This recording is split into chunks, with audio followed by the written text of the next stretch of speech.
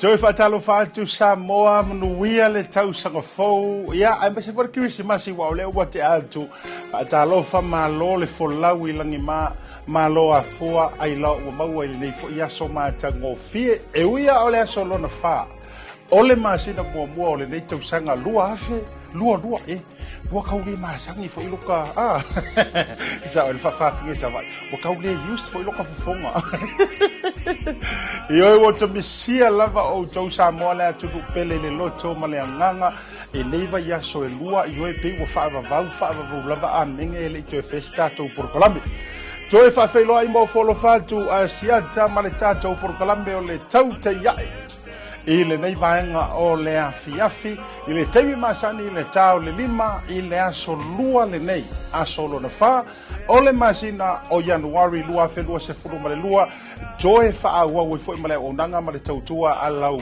Flu TV po lau Moana TV mo o tousa mo le antunu pele le loto male anganga malo le folau ya o to itua apoli mai pe o tanlai masani ya ile autura toa ua mawai atu le atuava ma le atuvasa se fulu lua masina o le tausanga ua te atu ua mou atu le lua afe lua se fulu ma le tasi o le fesili e a mai lau folau e so ua pesa lango malu ia pesa e alu fo i le tai o lomaloma e pe o upo le atunu ia pesa matua i lou wa lau fai ngā malanga le nai tausanga ia i le taritonunga sa te tele ni le sona e oe o ka oka ni le songa nga o a oina mai mato matau mai ya uia le na tau sanga watuana yatu o le songa o le alualu iluma o le songa o le toe fotuai o le sona o le toe tulai ilunga i kai me pakakua ilalo o le sona o le loto wha mangalo o le sona o le alofa ka oka sa po kala me le aska ko so hoia you name it o le tele o le sona taua e ele talito nunga e avea na malu i tau o le tau sanga fo tau sanga de lua fe lua se fu lua e ala la folo e ala makanga o le wa solo nga fa e a pa o e sengalu Pe ona tau vava ia. O kile le ufango ngoka ringi vai tau. Ia ilo ala o ele te alu te fangota ele mana mai o ele kale o feiru ngor pa maku. O matoula le fie o i ba ama me o fango ka mou voile. Ia nga e rua tua o re ngaru mua api kau feololo. Ai fela le taime te rua tua. O re ngaru mua fa pito ia o re makua pakakua. Pum fa pa o. Oio lea, mai le aru le urua ia sole nei tau sanga I lau sa valinga. Ia le wha moe ngā mautu. Ia sa tautai le atua le tau sanga o te tuana I antu. Ia o ia fo I oro o tautai. Ia le nei tau sanga. O ia o le a tautai le nei tau sanga. Wha mua le atua I mea uma. O ngā totonu le atua. Ia tau alunga fo ia le atua. Por kalame na te tau on tato I le nei tau sanga. Mua. O ngā kukongu, koe whai. Ai lolea. Kama iror kame ki mā kousa vaki. Se kueli pāle nia whakakusa. Toi o wholofa ma whaatalo whātu Samoa. O misia lava o tau. Ioi, manatu foi. Tō tele o tau lea ma futa mai foi lungo le porukalame. E o resi foi o lo holidays e lea whainga. So le vai oi se kiere malua kai au mai sanga holiday e lava. Ai wa le vanga vidi atu lau pule te toi foi mai. Foi mai e sa we whainga lue. Mo fia ya o e fasa misami ya. E sa o ele o ke lo makua foi le lea. Vai ro pa o makua e ka unga uri. Fia o e fasa misami menga. Ia ai a fai fo I olo e fia I tafaonga. Ia sala I le fia. Ia me se furu dua masinga o le la kausanga o kuanga iaku na o le ulu fa o lava pe o le tala I le langi te tau. Na o le puno wa I lava. Ia ma fa atulu vai ngau I le tua. Au wa ni manuia fo I o ainga I le la futia o tea. Ia fai la o tato o e fia ma ta fao. Ia ma enjoy. Fa mai tala le se ko ingangan ma karkarangoanga I lalo la au fui o taro. Fa mai. Sa we ali sia. O fa tu ala fa kari mama kanga me vanga ala fa fonga samo. Le farita me fui le la ma kengo fongo foi la au fa mai. O ka penga ai le fa yanga Christmas. O ka penga I se wa inga ave fa ta fa o ma o va ia. Ia wa ilo fo ile kusia ka kusa mo e pisi asia la ver kamale o kafa ma ia la ngala me ale le ke fia wo le vo fia mo wa o ko nge e fai pokalam ke manga e ka o me le ku so ia ko ki fainga ruenga mo fa la vi americana lo ko ya ba ioi se ke manga e longo la tunu so ia ko ki fainga ruenga mo fa la vi amu ia ngi kanga kai e ka fa ala ko mo so fa fo se fa la vi wala is kanga ka fainga ruenga mo ko fa la vi o vet ia ole ale me ole afai e fa mai ka ngoi fa fainga ruenga a vei ka mi ke fa ka fa o fa pe o fo ala ia le io wana mo mai er kanga mes ko inga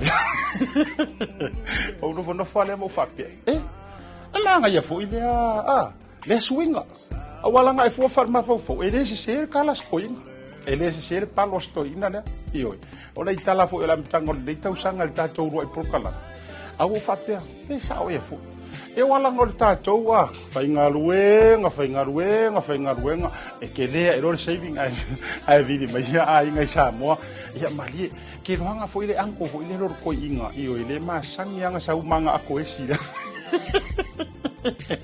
yang oka iko ia kuala ia i ala nge fuero ma ia yoi o le ala wa maliu sionga granddaughter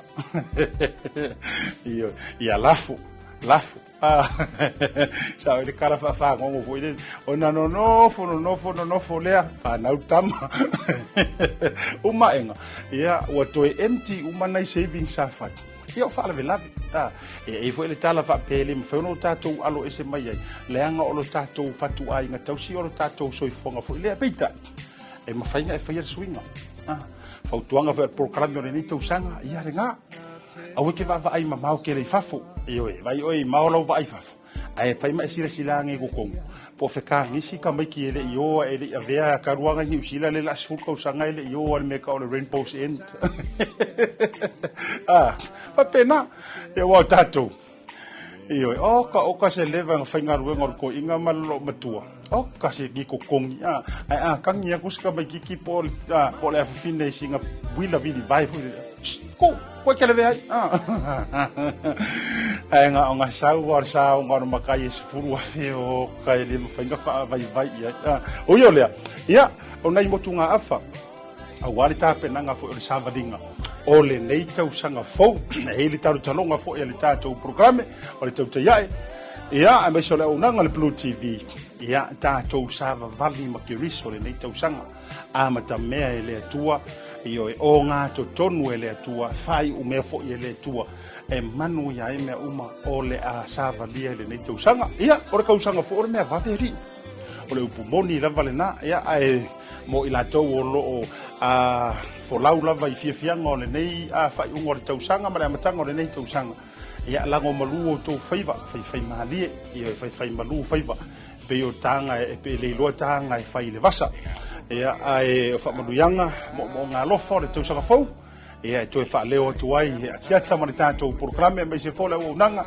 a le tātou Moana TV ma le tātou Blue TV mo o to uma Samoa le atu nupele Samoa i Aotearoa Samoa i Australia Samoa i Amerika Samoa i Hawaii Samoa i Amerika Samoa ai mai se Samoa i so tātou tofi Samoa ma so o se tafa lava o le lalangi fa manu ya tu le tau sang fo ma fa felo ya tu Asiata ia ele nei porkalame amata o le tau taiai ia ele nei fo ia so lua le so no fa January lua hafe lua se frulua ia fa si fo le mala u fa talo fa ma fa felo ai tatu company langolango Pacific 40 ma le tatu talo fa voucher Pacific Easy Money Transfer le ngata i leo le tatu OCA le onga kamuta le fu amante le tau sanga ia me si fo le tatu koko sa mo kalena MPP ma ila tau maolo lango sua i fa mo o le Blue TV a me se fo au nanga i le aso fa manu ya tu le tau sang fo tau tito fo i me fa wo proclame ya mai atatu fa sala ro fa pisi ni si Massimo fa ilo ko tupeta i lua se lautala e fa se fulu o sauni e le Pacific Easy mo ana pa anga e lua se fulu fa ilo mo Samoa lua se fulu fo i fa ilo ko tupeta i lua se lautala mo New Zealand nei fa mole fa nga le tali fofonga au mai lau pasi ilo ai wa mai au na fa tui mai fo tui na fo i le fa nga le F pass e tutongi e tupe fa momoli pe a fa nga ina o tato ofisa i o Tara o Tahuru ma mangele fa tek tele Samoa le lango i le nei tausanga ma ia manu i tele le kirisimasi ma le tausanga fo i ainga umo Samoa modi si fam talanga wala au le oval selau o tasionono po le lua fitu ono fitu wiva fitu fa Pacific Easy o lau pa anga mo tupe fa momoli i Samoa. Is the most convenient way for you to pay for your family's everyday needs in Samoa from anywhere in the world. Whether it's grocery shopping, petrol for the car, a doctor's visit, your pharmaceutical need, you name it. Just go online at www.pacific40.com, select the service you need, choose a retailer closer to your family to save time from traveling, select telephone voucher amount, enter your details, and proceed to payment using PayPal or online banking. Once payment is completed, your family in Samoa receives a text on their mobile phone advising them of their telephone voucher from you. Telephone voucher will save you time and keep the family happy in Samoa.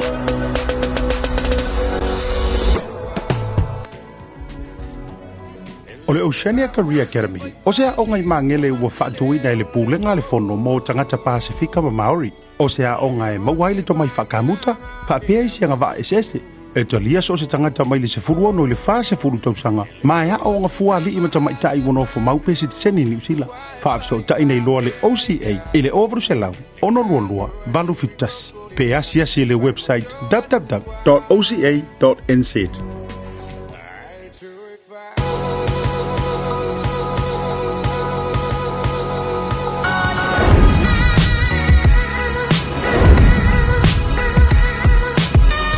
Tau tua ma le au nanga le mot tau Samoa service station nei tona i maki. Ma tau teu tuina lo ta vale, ma le tele o nisi o matu au nanga i se isi.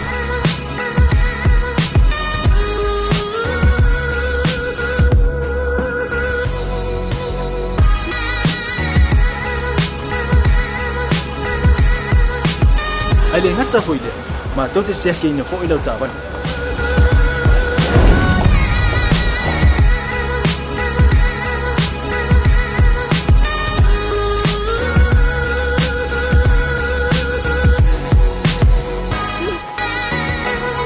siapa lah ya foi suau mo la tapan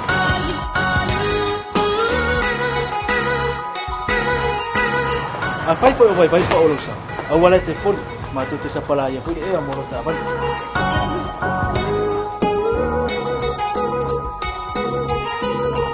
molo no posila fia mua tapela uta vale pe out lua tapela o telefone tai me utu ina uta vale mala vaenga mulu mana tua fo e matua I pasa ina lo tau makta ai no fuanga pa pe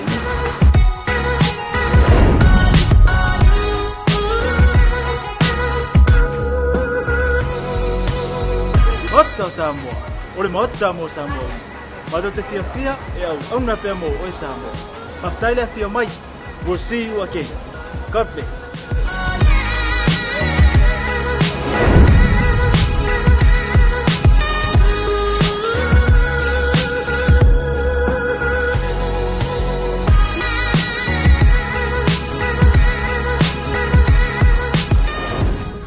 Toe whaatalo whatu sa moe lau whaasosonga le nei vaenga o le afi ma lo lava le pale ia whaafelo ia tum whaatalofa ia te utou niso ila tau le whato am whai ona June in pe ua whai foi ona mafuta mai ia matalia le au unanga le tātou Blue TV mai se foi o le tātou Tautai ia ma Asiata le nei vaenga o le afi ma lo le folau fa manu ya tu le tausanga fo e nga te le nga tolu ngol tanto wa Facebook live le taimi le dei ya o to fo ile ma futa mai le tanto YouTube channel fa dalo fa mo volo fa tu le to fa wina ya ndiso tanto update nisi ona I mea sa tutupu o lo tutupu ua tutupu o le a tutupu ia ai le ngata o Samoa so tātou tunu o tofi ia ai le ngata fo I leo New Zealand ia maso se tafalava fo I o le ke lope ai whaatalofa ma o folo fatu nisi o utou e mai se fo I o woma paanga mamai le tātou Blue TV ia aso o malava o le fo I tausanga whamanu atu le tausanga fo ia e se au whawhiangainga le songa I le Pastor Waita Fata ia mai se fo I o le whalitua First Lady Melody Fata ia male no whahalo ma lo te talo ma lo fo I le tapuai whaiva fo I o le fo o toi amatalio le nei tausanga whaafteitele fo I te talo le la tausanga ia tutu I le tua whaiva fo I o le whanau whalenganga ia wae manuia le fo o le atoi fo tua I malama le rei fo I tausanga fo poli atu lo faanga o le Tautai ia e Asiata me se fo o le tātou Blue TV ia I lau songa I le whawhiangai ngale au whaalupenga Pastor Waita nga te leo le whalitua ia me se fo I o le ministry atoa lava le VPM ministry o folofa ia ma fatalo fatu ia ma so se whawhiangai nga io e o au e tele le wo whaife au io tele le wo whaife au e le ngato New Zealand nei au se talia o Samoa o te whaatalofa foi mo folo fantu ia e na ia o whaife au whawhiangai nga le nofo whawhiangai nga o le Pacific Leadership Forum ia mata mai lava sunga I toi ina malolo manu malo fatalo fantu I le anta whawhiangai nga malolo manu malo le toi ina ia masunu telepusi sorry masunu tuma ia masunu telepusi ia walanga o te ward mai o mai masunu ia to lua ia masela le fiong le sunga I le whawhiangai nga toi ina masunu tumapu mal fritua ia ai whapena fo ia tanielu mamea Ole fritua ia va pe fo ia le no fo fa fe nga io o kasi ko kel mata mai la fo ise uta mai to via fa fe nga to via te le fa fe nga tu nga mala io ole fa fe nga ia mata vai ia nga te fo ile o le fe nga patele fa Michael ia o fa fe nga Paulo ia male o ko le ngo o mua ia mali to le lava ele tau wino to swafa nga ta foile so ngai fa fe nga ia Reverend to le foa le atuau ia a me se fo yo ina to umolo fa nga wenga ile company le tasi market fa pe foila ia so se dale ainga energy ina o kilani fatalo fato family atu le tau sanga fau mo to uma family tau sanga fau fatata mati male faltua po le tau si foi Australia to tele lava o to le mafuta mai tau le oko o le faio na tau o to so fa ya to te pole ai o le so tato update on le tato taimi e me se foi mai e se tato fatara noanga le so mai tu le tato programi amatori nei ma ya so foi por nei foi tau sang me na tupu pe sa tupu foi ile verso le dei ile fai unga yo le tau sanga le sa lo ai ma fia ngai le fainga malo fou lo pale fia ngai ma so tato o tu no sa mo le fainga malo o tu le mai fa tu tu ile tu sa mo o tasi ya le fionga le mai tai pale mia mar ka peneta le sa fa tu ina le la to fia night foi le pole la to Thanksgiving po le la to fia muli fa fitai ai le tua ma fa fitai ai ya le aturu ia e mese fo io le malo sa mo e tu sai fo le fainga filfilinga ia mese fo io futia o tea ele na fo tau sanga ia ele to tau fa ailoina io o afe fo ile palo kale nga ngai markau apelila apelila me yungi u lai au kuso se tema o ke topa no ve mate se valo ma singa o tau mafai mai lava ia ai yo le ia sa fe ngai la tau male Thanksgiving ia mana tuala e uia ona o le fa moi o le fainga malo o lo tu le mai ia ai falta jonuma ia fa o le fa moi sa fa nganga e fa fitaia le tua me so sa moa ia o le sa mai tawina sa awaiai ia sui o le fono sui tofia sui mamalu ia me se foi o le fionga tama ainga le fionga foi le tuia tua tu pua tama se efi malona masiofo ia o le tama tai pale mea ma to te le lavo malo le ngata foi leo malo le o tunu mai fafo lo tatu fai paanga ofisa ko le sula ss ia ma ofisa fo io ampasa ss tu tono samo o le sa bala ulia ia mata le ngata fo ile ia o business ai tu tono sio tato watu lu o le update o le tala na o mawai na mawai le tato wa Tautai awa o le sa fa mai o le me mali wa ya feta la tu sa pi ya feta la ile lau le taipo ai to balu e tanga te le lau o la tau tato motunga afana bo mai ai le fa boile ai o le me mali ana le uti no foa ma lau na tu ina mai tatala mai fa tawina e ainga i fafo o le mea kupu e le fai mea ka kou sa moha i le lofi tanga teine o le talana na au mai na mau mai paua le mea kama sa o ia tunu i fafu a inga ia i sa i New Zealand Australia America nga o nga kokongi a kua o lau le pole stupe iyo ale kokongi a kua o le lau vili la ko a inga o i forola ia la e mama iyo sa le o nga ai kanga o nga ko o le benna na ia o le na mau tala ana fa be e le limiti ia a pe fatula ga ina le fa inga wa no na au mai tunu i fafo ia se bangu e koe ka apaka ku kampangila i Samoa ia wa fainga ta wa mangoto le ngafo io wa ave ma o i foi tato te lo ai ma te atu o le lawalunga lava fo yo le tula i mai o fainga ma lolo ye nei o le lango sua tangata Samoa lo ia tunu i fafo lo ai tau malele ia wa le atala e fa mai na o le fast food pasene e a o no foana o mai mo tunu i fafo ia ai sa tu lava le fa to fala inga tu mai pale mia ma mai fainga ma lo te fono ia le ava no ai fa mo ai to tonu Samoa ia te au fc mai pe fikaui o fa tu oka o va to mal fitau io ia mo ila va io tato te lango ia ai tau lava foi ona tato tu lava no ia se i aleanga fatasi ai ai ia na yu tato tanga Samoa vai ele o fanka ku mo foto tato io ia ai fa fitai fo ia va no sa tu ina mai ia tunu i fafo ia o le ala sa o tuai manai tato ainga fo ie le se sa fa ingo fo ka ia ia ma wai le ava no e mi musa ma fai poula fatasi i le tua i lea fo i wha moe ia a tele ni na oirunga umo penga te whailangi nisi o antana tuina mai ia me se fo le loto wha ketai e momboli ai i lea tua ma wha sifo ai ia a ngā ruenga sa whita i tungai mai le lātou sanga ua tuana iatu disi na o tātou update o le aso sa lea na tia nei sa tu va ese tuai le tau le au te to fito so tātou o tunu le tātou manu Samoa le 7th o le la ua taunu maua se avano fe talanoa tuai mafsota i male sunga le fia onga le fionga mule nga tele Brian Lima ia ele to tau fa iloina le foi no to sila fia ia o le sa tu muli tu lava malanga tu mo basi ia le sunga le fia onga ia ai nei New Zealand le sa malanga mai sa mo ile so nai ia le au le to fitu ia ona suia le la to ba i dei o kilani ia malanga fa tasi to i manisi fo yo suio le au sa pikina i New Zealand dei ia ma fa tasi ma le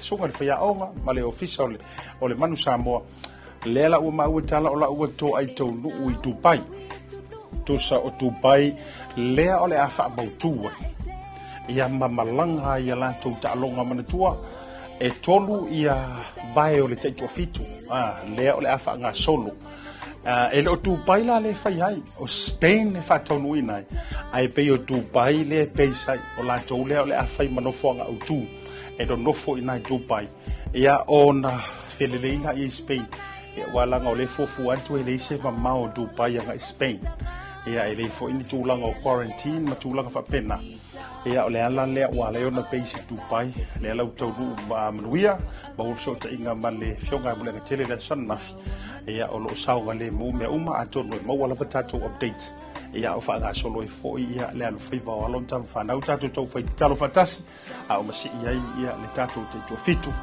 ia ma wasi ai o le amatango le to sanga nisu tātou update te loile o le o toi ma fosi taimo na tātou me ile fai se malo longa ia ai o se talafata ia mai Samoa i le tūlanga o le maua ai se o se fai ngā leo i Samoa ia le mota fo i o le sui komesina o fai ngā palota po komesina o lango o fai ngā palota ia le fionga ia fau mui a fualo Dario Mapu ia lesa o fa ia isi o fa inga leo fa alilo lilo ia ma maua ai ni tulanga o fuala au fa sai no le toinga o le isa ia tasi maleono kalama crams ia lona ma mafa le fuina ia fa just to say report ina tu ina mai le Samoa observer ia manisu to fisa fasala lau Samoa ia ma wai tu inga o fana le i resitaraina ia no inga le fa le tu la fonoina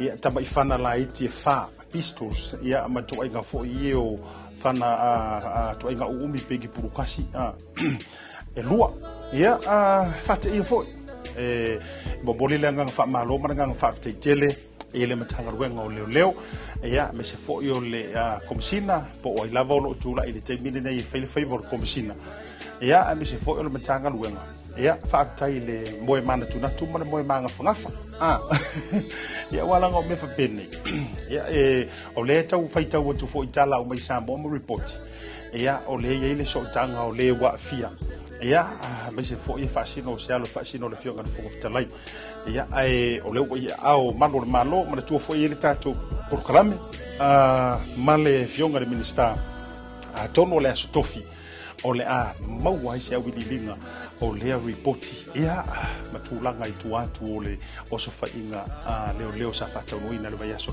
ei ia ai o nisina o tonga mai se o tatu o tunu i Samoa ia male vaenga muli fa uma o tonga ia o le ua maua ina ele o New Zealand le Omicron so e lo la kala se pa ka ke ika pa ke foi pe ka ke le fie pe ka ke a se il fai ngam ngol le io fese me o fai ku la o DJ le mai a pelkania ele a se tasi o fare fa fie e au kilan ia ai muli ane fa to a maua e no le fer wai ma fe ave ele le Omicron e pola el ta ungol fa ma yo lo saude ia ke se so le nei ya so fa mo wina wala ngol le ele to mo se tanto update Ai kese sole nei aso le lima se fulu.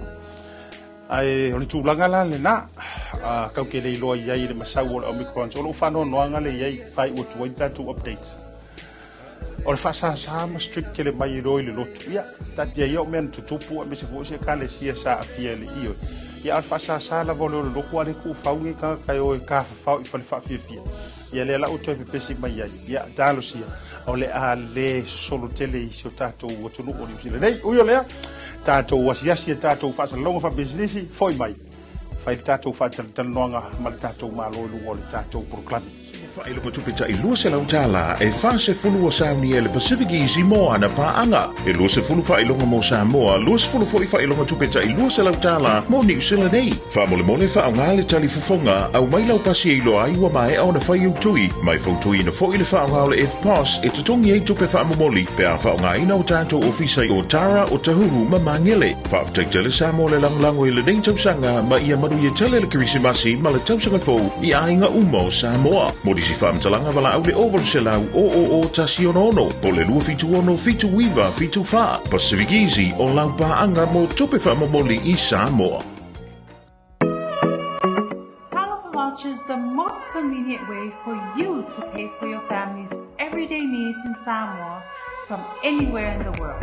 Whether it's grocery shopping, petrol for the car, a doctor's visit, your pharmaceutical need, you name it. Just go online at www.pacific40.com, select the service you need, choose a retailer closer to your family to save time from traveling, select Tautai Voucher amount, enter your details, and proceed to payment using PayPal or online banking. Once payment is completed, your family in Samoa receives a text on their mobile phone advising them of their Tautai Voucher from you. Tautai Voucher will save you time and keep the family happy in Samoa.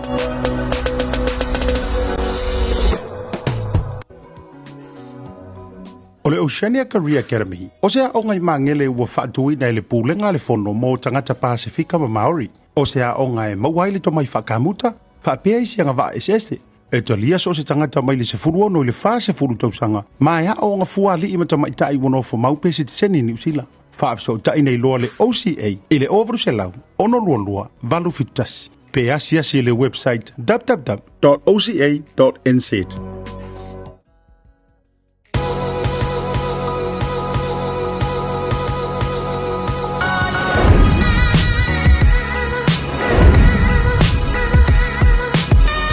Tau tua ma le au nanga le maut tau Samoa Service Station nei tona i matu. Ma tau teu tuina lo ta vale, ma le tele onisi o matu au nanga i se ese.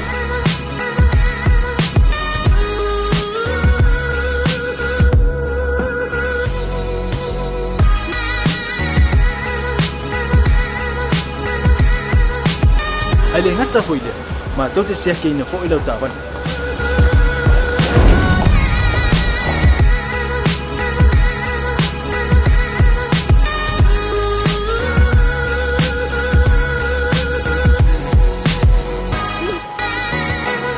Siapa lah yang foi suau mau lau tapan.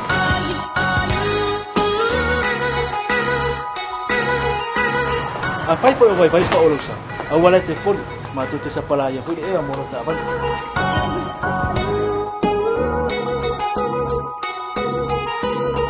Molo no posila pia. Mua tape lau ta vale pe out. Mua tape lau telefoni il time ut ina lau tapan. Mal vaenga mulu. Mana tua fo e matua I pasa aina lo tau maftapa ai no fuanga fapengi.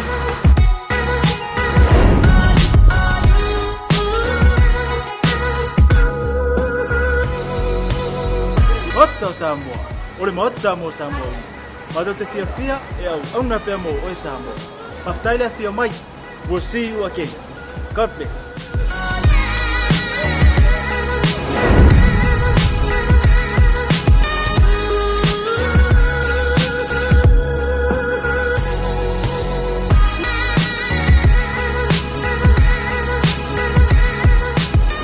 whaatalo whaatu Samoa malo le ono sai malo fo i le pale whawhira i atu o tau le fo ua tō aitau lu'ulunga o le tātou porokalame masani e maise fo le urua i porokalame o le nei tau sanga e lua afe, lua se furuma le lua au te fia e whailo atu o lea ua whaatasi mai fo i ia la urua i malo e ui e le fau la tau sila i lunga o fola whapene ia ngata fo i lea o le tau o nanga le Blue TV ia ma le porokalame fo le tau te ia e Asiata Peitai wa fetutu na imoni yao sa kaukuku ua kua i le tua po ai o le au wa i tatala ina la porokalame o le nei tau sanga ai o kei wo koe kilo atunga i la ulisi o malo o malafa sa whaatala noa le tau sanga le tendei ai ila ese mai ai lava io e shine ese mai ai lava lei le o te o foi ato le la wow sia ia ai e la walunga ese mai lava ono le tu lango le o nanga le fionga le mapur tu ana le fionga le Amituana'i Pepe o ia o se motivational speaker o isia o malo o mai ia le o foi pisigisi ia o fofonga o le malo i Samoa o nisi o le kapeneta ia o nisi fo i o tangata ta alo longa ai tasi ai la vale tangata na ai filofilo i latou sanga o ia o se failaunga o le faaolaola o se faosofianga fou ia o se lu i tau fou fo i mo le savali o manatua o le avala aulia la o fionga ia po lo sunga fo i o tulo o tofi ia ele kalesia o lo e tu vai ai le tua le kalesia security o lo so ngantai fa filo ai ma fa monia tu tu so fo e la o fionga Amituana'i ia po aka ami Pepe o lawi lo ai ma la vilo le lang ma lo so fo ma Tautai fatalo fat fo i Asiata i le tatu poklame masani o Tautai ia e me se fo le ia no vi le lo fo malanga le o le tua ona la no mata ngofie o fa ta ma o e tu tata no e wa nisi fa poponga pe ona masani ai ma fa manvia le tau sang fo yo e manguia mai lo au ia manguia ni o le amane fusi ke fu ko fa pe ma o masoria ia ingo o fia mi karo ko i ka se po e lima mi karo kai ia io wo manatu ele io tele fai me fa pito fa pe ona tu sale o tinga o tau ma fa monianga o tau ai wo manatu pe no fa tu la tu o kilo le disio ma lo e tau ona pe ia fai ngor karo pero kiki po ai la kamua wai e o ka ma fie karo kiki au foi le lionga i laudi wo le ma ia va ai ala e kofie ma ko ingo le pai le e rie so nga e makua fili nga ka mo ko fila ko inga ya kamua o ai o mai wai pi o kamai nga o nga kaia ka kamai por vai nga re so ma tor ko ringo re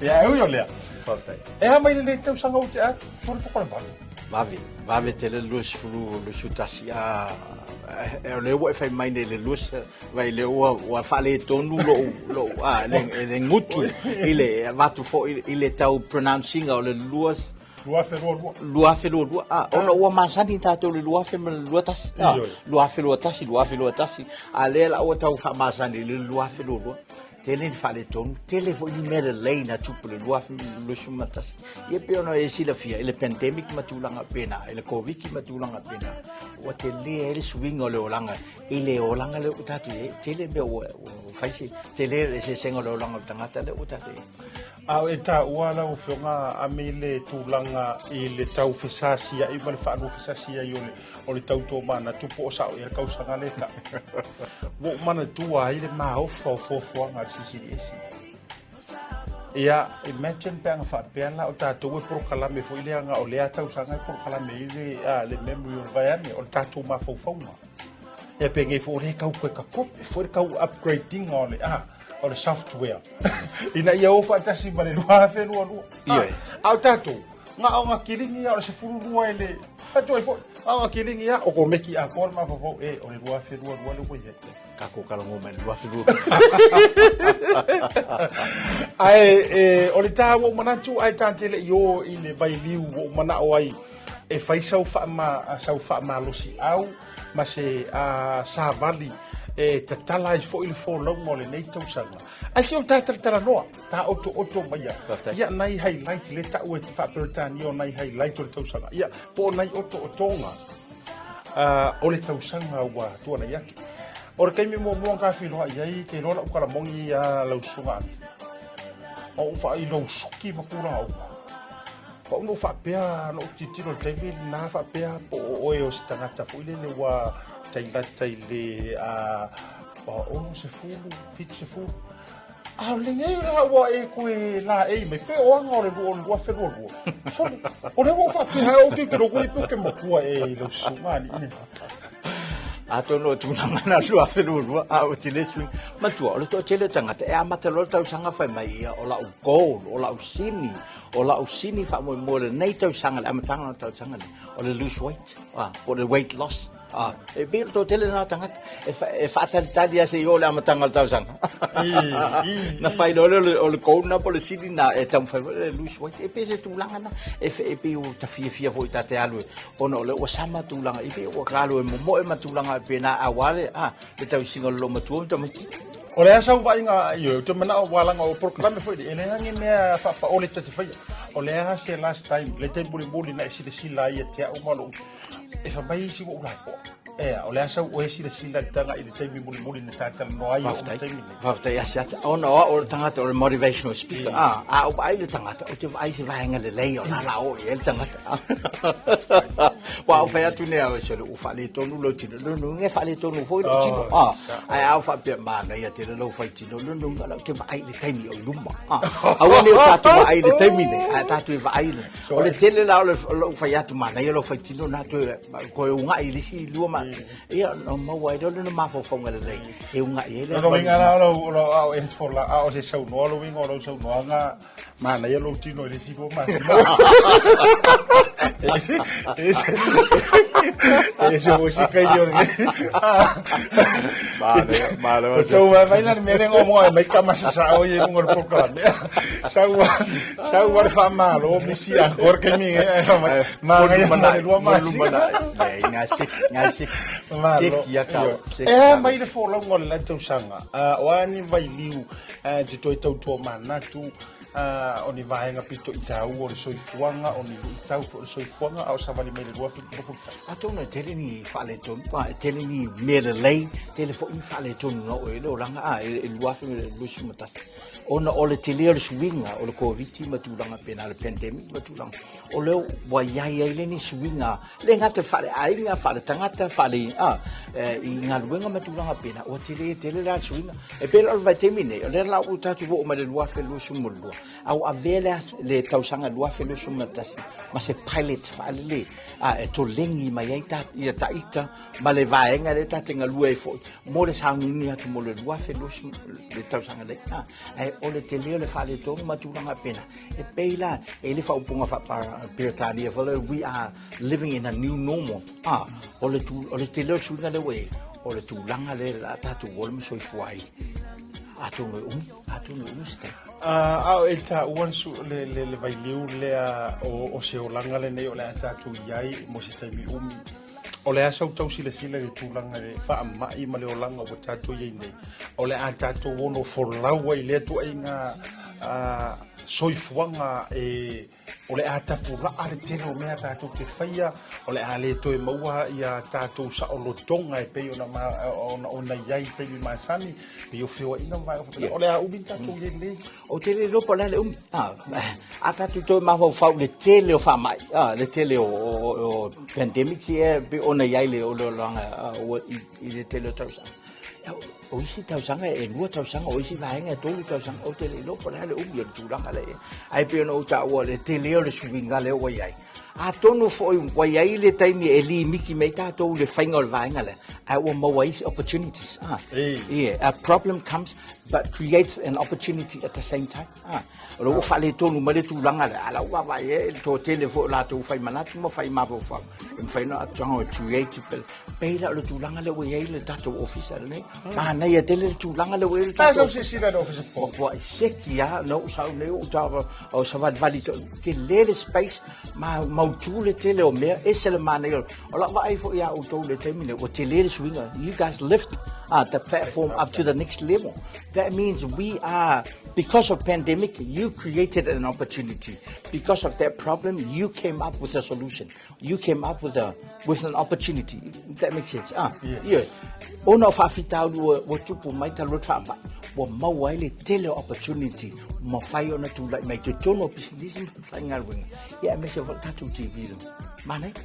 Malo faftai o se fa manu yanga foi lo so no ngar te le o se fa malo mo matou fo ia fa te tele le sila me se fo yo lo fa to fa la inga le tulanga io o te territorio fo ia o ia le vaenga o e sa no ia o fa manu yanga mai le tua io e au mai le fa fitau li si au wala e o le tatu ki le fa pe we o poloka me ai lilo i tu atu o le fa fitau ola le mawia mahavanoa au te avea fo ia o se avanoa ia walanga o lea o ele si tangata sa e iai le po lava le amatanga o porokalame e lunga o le tātou Blue TV mala o nanga Blue TV ia le sa sila ia sa fe omi ia i lava si o mātou o fatuai mo le whamalong whamuni atu tau sanga fau le business Pacific Business Hub le whalitua a Laura Kyle ia ma le tuala no whanga le e le na o mātou ai sa iei uma le tele o isi whai business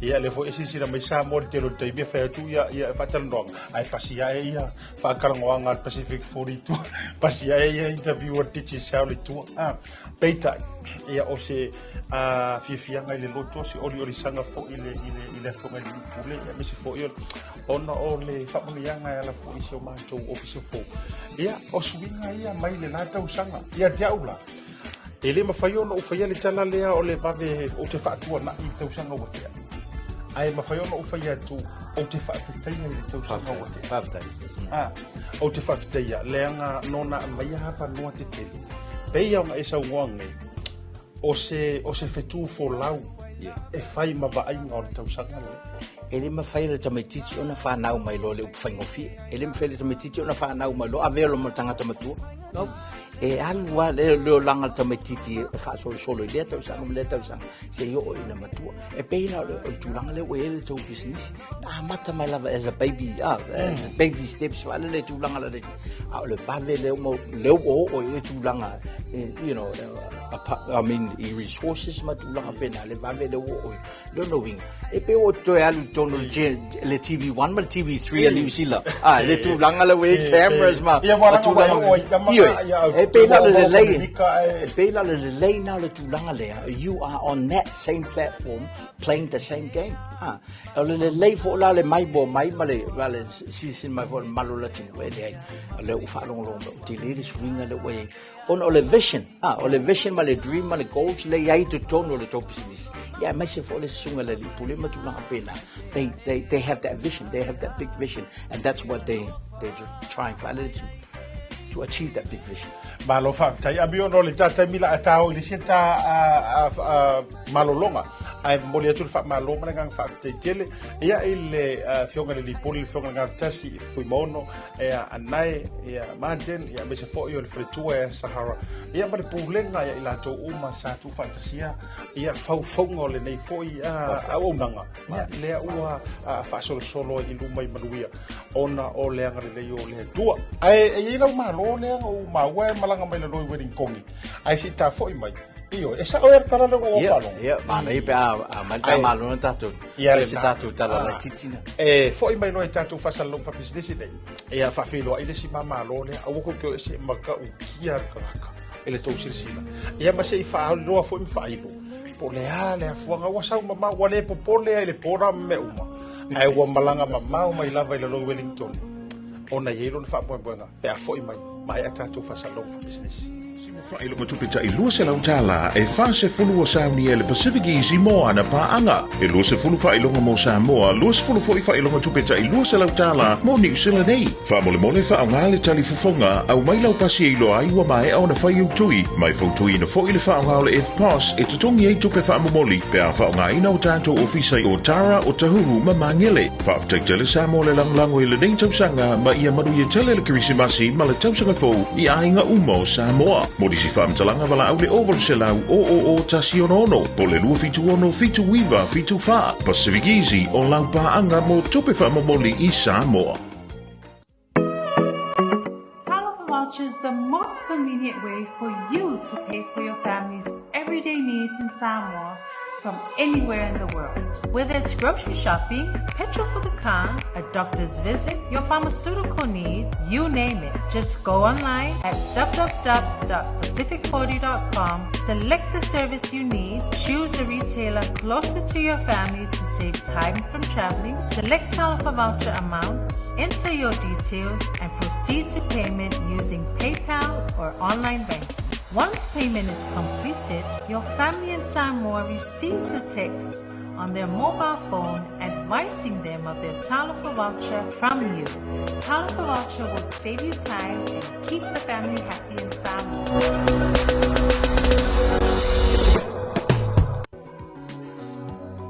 O le Oceania Career Academy, o sea o ngai mangele ua whaatui nei le pūlenga le whono mō tangata Pasifika ma Maori. O sea o ngai mauaile to mai whakamuta, whaapea isi anga wa esese. E talia so se tangata mai le se furu ono le wha se furu tausanga. Mai o nga fuali ima ta mai tai wono fo maupe se tseni ni usila. Whaafso tai nei loa le OCA, ile overu se lau, ono lua valu fitasi. Pe asiasi le website www.oca.nz.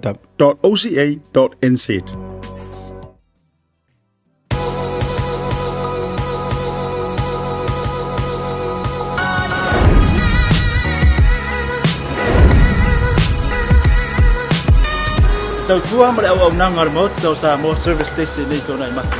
Ma tau teu tuina lo ta vale, ma le tele onisi o matu au nanga ese.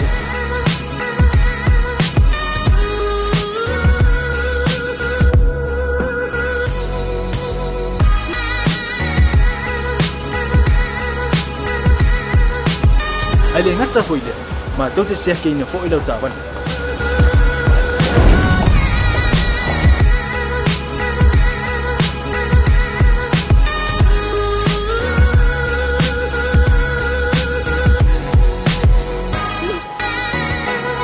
Siapa lah yang foi suau mau lau tapan.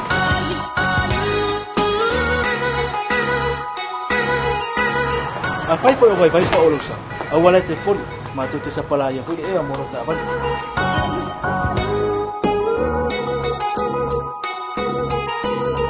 Molo no posila pia. Mua tape lau ta vale pe out. Mua tape lau telefoni ir tai me utu ina lau tapan. Male vaenga mulu. Mana tua foi. E matua I whaasaina, lo tau makitapa ai no fuanga whapeni.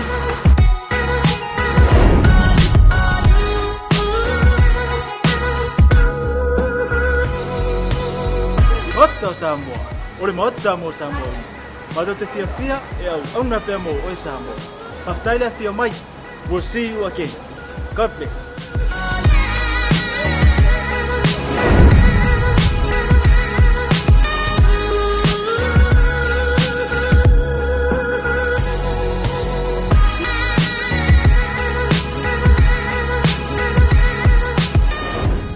Whaatalo whātu Samoa I lau whaasausaunga le nei vaenga o lea fiafi manatu ele o toe mamau ona whamaena fo I lea o le tautua mo o tau Samoa lea tunu ule nei fo I aso mua o programe mua we vai o lea kau I peana saunua atu le sunga le motivational speaker o lea kau whikukunga I le computer o le mawhau vane whafonga e tau mau ale lua whenua tasi I au lea o le urua I programe le nei o le lua fe lua a o le aso fale nei ka fio lai ria o fa so O fala.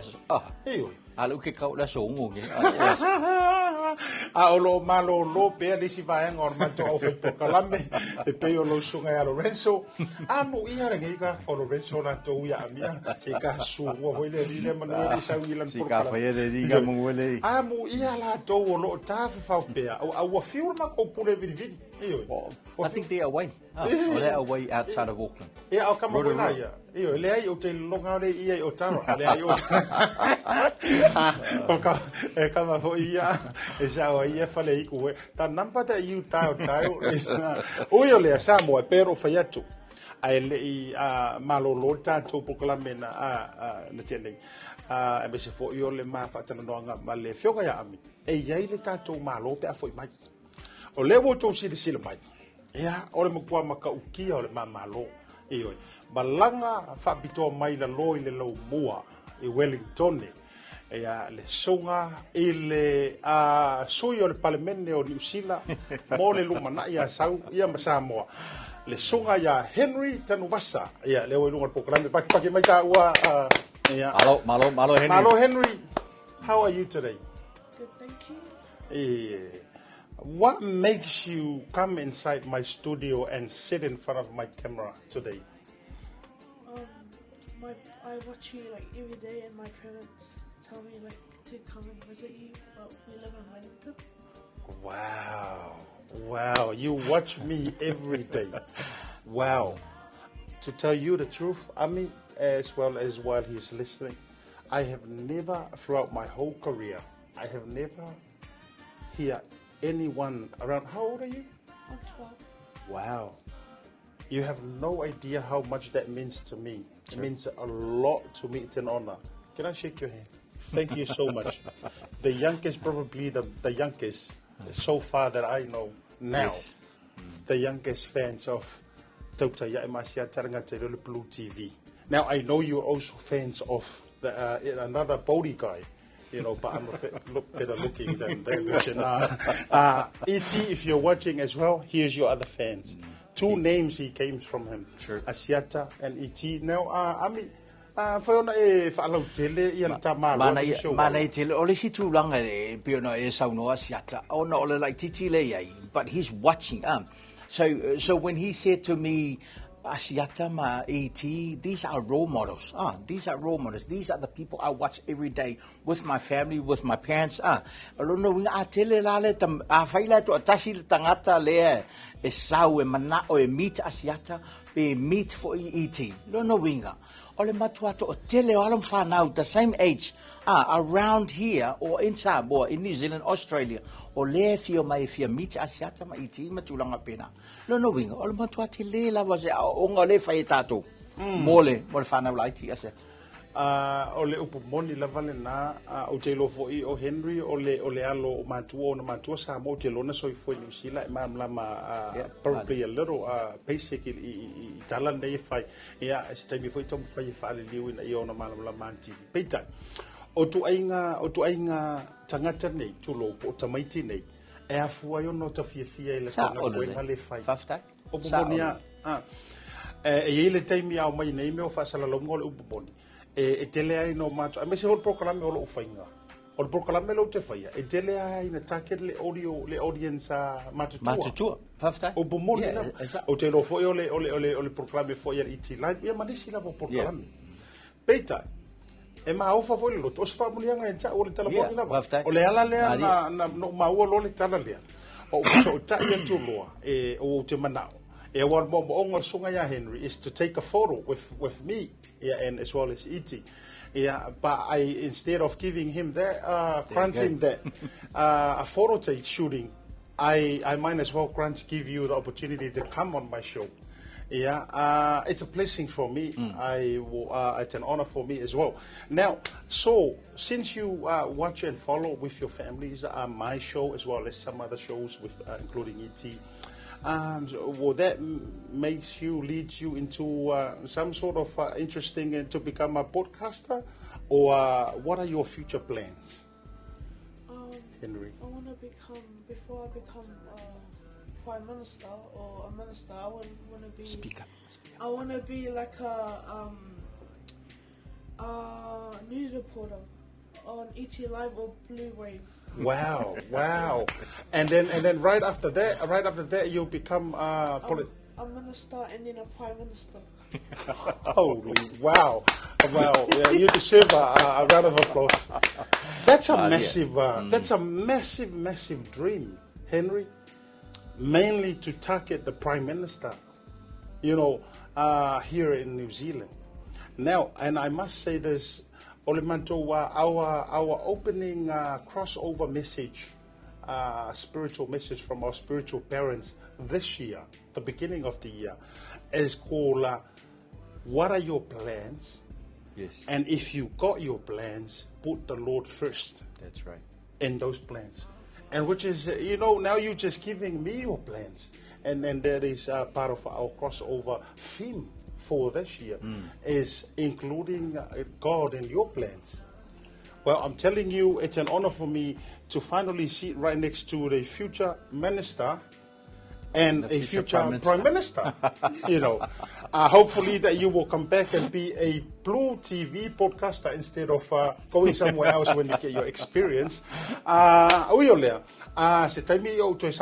come back to you for a final. So from this time onwards, you just prepare a nice potential prime minister message for our country. We're gonna practice that today. So we'll come back to you. So prepare a little bit of a message for all the kids that are watching this show, and uplifting message for them from the future PM of New Zealand, here, Henry Tanuvasa. Lo fionga ami whaftai mo le wanoa. Ai me se fo i o le tūlanga fo i le o mai male atali nei. Malanga mai la roi Wellington. Ia le atali ia Henry. Yes, o le nephew o le matuainga. O langa o le tangata nei, e whainga leo o lono o langa tuputupu mai, e fia mata, e te Asiata, Bluwave, maisi Salmon Radio and tūlanga pena. O lono o langa lai, ono o le fia mata e tūlanga pena. E fia fo e tautala.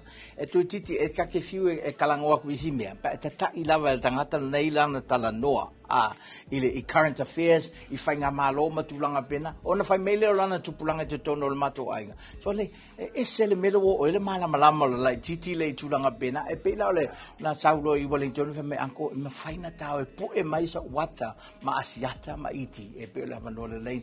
E le ngata leina, e pela o ta umomo, o le toa tele o alam whanau. Or Leah, they look up to you. They look up to you guys. And what do you do? That means there's so many young people out there striving and trying to do their best. Whatever goals that they have, they can do it. This sort of experience, he will remember this for the rest of his life. Malo whaftai. Au te lo ono o le tātou taimi ai wo manatu fo I peono fa Josephine Fianga. And from today onwards, whenever you will be coming back to Auckland, don't you ever go back before you stop by here and say hello, okay? So I will give you free access to come into this studio every time you're coming up here in Auckland. Come with your uncle and say hello, take a photo. If possible, you can still have time to come onto my show. I lau fionga Amituana'i. Ono le purkalame fo edi aviani lo faanga fai mole tanto watunu ya al purkalame mo le nei tausanga ya ele I fai ngofie fo le filinga o le malo e mafai ona to ai tau nu ulungo le tau wa purkalame le nei tausanga o le manatu ya te tala le tofa au mai se message fa tupu langona o se message fa au Sofia manatu ya e motivate ma fa au Sofia ai mo nga luanga ia iri sa valinga a John wo yeisesi o lo o whaafonga mai ia ua satia I malanga le maleo ti se pele ia maua fo I tala ia se tasi fo I o to o le fio ango o to lua ia fito le fale mali toa le talenga to e lupe sa ua ia ua sufono failangi le fo launga ia o desio aingo fa no ia o le hase sa vali e tawalunga ile ta por kalame le nei yaso ia e fa malosi awai ia nei tatu tangata lo fionga Whaftai Asiata mo le nei a no matango fie. O le taimi o tuana'i, ele mwhena tātou wō le taimi o tuana'i. Ele mwhena tātou wō tu a mai mea o tutupu, the past is in the past. So what we need to look for, o ani mea, o ani sini, o ani whamomoe mwhaiona tātou taumo fai le tausanga fōle nei, o le amatanga le tausanga le wina, we have 12 months ahead of us. O le asa sini mas pa mo e ate oi, e te taumo fai i ausia mo le nei tausanga. O le membo moa me fai na tato, o te whaamalo se i le, e tusi lalo lau sini, o le, e umale lua sefulu, le sefulu su lima tausanga, ele eo, ele tusi e lalo lau sini mala, ma tulanga pena. It's only a dream, ele upu whapetania, an unwritten goal, it's only a dream. O le teimi te tusi e lalo le sini le te manao i ne ausi, o le teimi fo na la amata na e whai tau so, ma e mana o le whaatau uina matulanga pena, o le amata lon whaatino o le sini, a whai o ini sini na e tau whai ele im whai o na tau whai le tausanga, ia, tue tau whai le tausanga nei, o ai fo ila tau na mali liu le ia, pera tulanga na we can't go back whai le ia maua le ola fina o le tangata mo le alwalu luma, ina ia maua i le teimi whai le fina wai, mo nisi sini, mo nisi whamoe i tūlanga wha business, ma self-confidence, ma tūlanga pena. Po hafo ni ngā luenga, o lo e mana o e whaatau uina mo nei tausanga. Ia, o le o amata le tausanga. Ia o ma le tua, iova, ia te oi iova i te miuma. O e pēr whaurulunga nao, o sini mo tātou whamoe, mo le numanai. Paftai asia. Malo whaafitai, ia o le sa valile na mai le fionga e le whailaunga. O le manatu whaau Sofia, o le langona whaau Sofia, motivational speaker. Ea, vai au sini ma mea uma, o le nei tausanga, tusi i lalo ma wha mau, tu ua ilo ma lea tua. Tini tau ua wha mau buenga. Ea, future Prime Minister of New Zealand, Henry Tanuvasa, what's your final message for all the children of your age, or maybe younger, older, who are watching beginning of this year? What's the motivational thought? Always chase your dreams. Don't let anyone put you down. Wow. Simple. Always Simple and chase short. your dream and don't let anyone put you down. That's a message from the future PM of New Zealand, Mr. Henry Tanuvasa. Whaatai tele ea manatu e le sala ese o le porokalame lea o le tautai o le nei amatanga o le nei tausanga. Ioe o le a tele tātou whaatalanoanga ma tātou minister ea ele nei vai aso o whaoliori au manatu fo. Ea a misi le nei vai aso, ea o le vai aso fo tātou mingiska langa la fo i holiday minister mana o lantou ainga.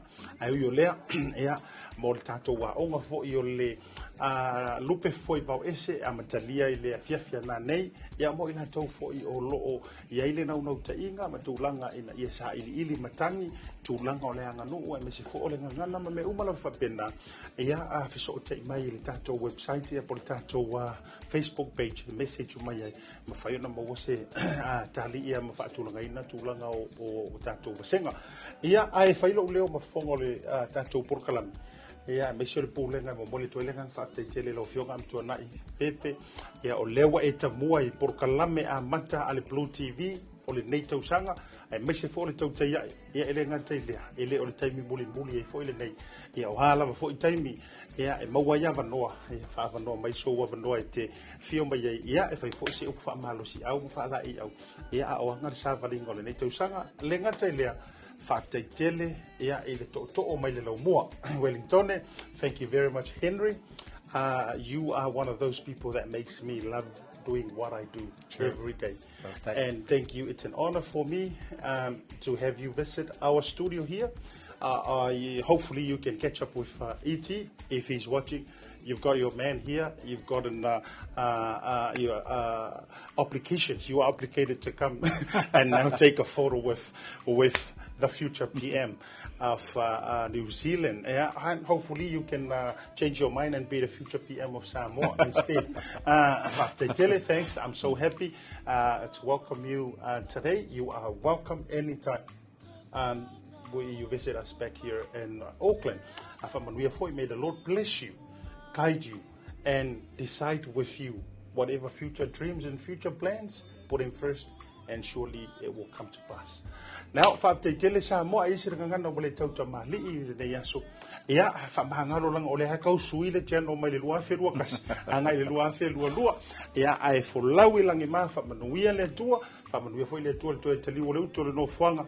Tātou whailoa i le aso tai au i le teimi masani Ma le nei taimi Asiata fale malu pio vaoliko fa soifua mai manuia. Soifua. Simo whailonga tupeta I lua se lautala e whase fulu o Sauni e le Pacific Easy mo ana paanga. E lua se fulu whailonga mo Samoa, lua se fulu foi whailonga tupeta I lua se lautala mo New Zealand nei. Whamole mole wha ngā le tali fufonga au mai lau pasi e loa ai wa mai au na whai utui. Mai fautui na foi le wha ngā le F-Pass e tutongi e tupe wha mamoli pe a wha ngā ina o tātou ofisai o Tara o Tahuru ma mangele. Wha aftaitele Samoa le langlango I le nei tausanga ma ia manu I tele le kirisimasi ma le tausanga fo I ainga umo Samoa. Modisi whamtalanga wala au le ovalu se lau o tasi ono. Po le lua fitu ono, fitu wiva, fitu wha. Pacific Easy o lau paanga mo tupe whamamoli I Samoa. Talofa Voucher is the most convenient way for you to pay for your family's everyday needs in Samoa from anywhere in the world. Whether it's grocery shopping, petrol for the car, a doctor's visit, your pharmaceutical need, you name it. Just go online at www.pacific40.com, select the service you need, choose a retailer closer to your family to save time from traveling, select Talofa Voucher amounts, enter your details, and proceed to payment using PayPal or online banking.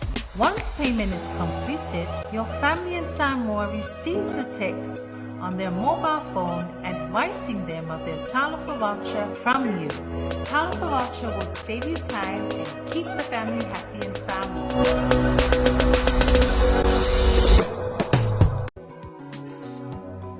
O le Oceania Career Academy, o sea o ngai mangele ua whaatui nei le pūlenga le whono mō tangata Pasifika ma Maori. O sea o ngai mauaile to mai whakamuta, whaapea isi anga wa esese.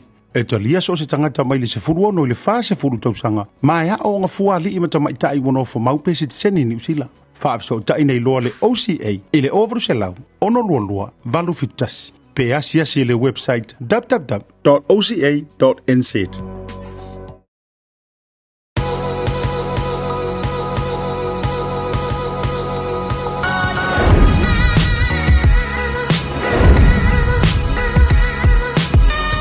Tau tua male au nanga remote tau Samoa service station nei tona I matu. Ma tau teu tuina lo ta vale, ma le tele onisi o matu au nanga ese ese.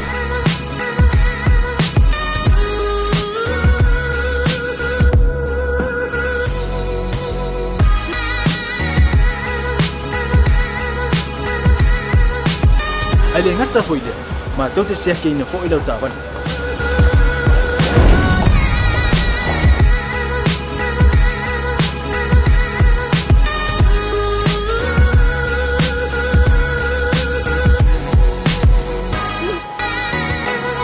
Siapa lah yang foi suau mau lau tapan.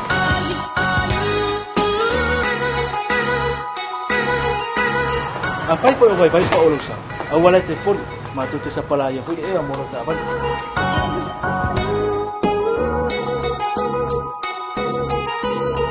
Mulu no posila pia, mua tapi lau tak vale pe out. Mua tapi lau telefon ni time me utu ina lau tapan. Mal vaenga mulu. Mana tua fo e matua I pasa ina lo tau maktapa ai no fuanga fa pe